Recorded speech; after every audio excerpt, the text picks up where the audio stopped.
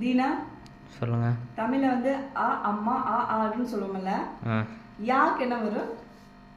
யானை. யானை. ஆணையா யானையா? யானை. யானை. கன்ஃபார்ம் தானே? அதில் எந்த வித மாற்றமும் இல்லைல்ல. நீ வந்து எதுக்கு அடிச்சு இருக்கும்னு எழுதி வச்சிருக்க பேப்பர்ல? ஆணையா யானையா? ஆணை. அது எப்படி இப்போ நீ என்ன சொன்ன? இதில் ஆணைன்னு நோட்டு வச்சிருக்கிற? அதில் அப்படித்தான் கொடுத்துருக்குறாங்க. எதில்?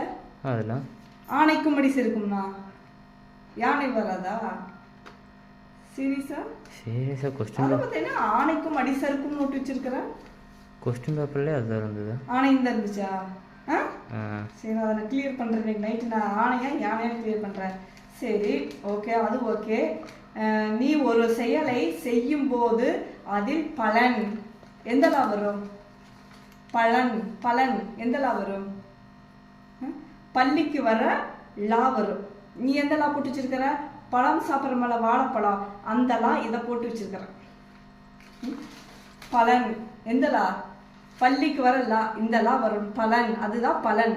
இந்த லா வந்து கீழே வர இந்த லா வந்து பழம் இருக்குதுல, வாழை பழம், கொய்யா பழம், அது பலன் இல்லை பழம். பழம், கொய்யா பழம், அது அந்த லா நீ போட்டு வச்சிருக்கிற.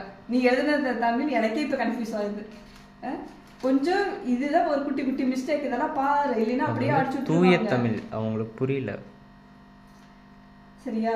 ஒழுங்கா பாரு, இதெல்லாம் ஒரு 1.5 மார்க் போயிடும், அப்புறம் வேஸ்ட் நீ. ஓகேவா?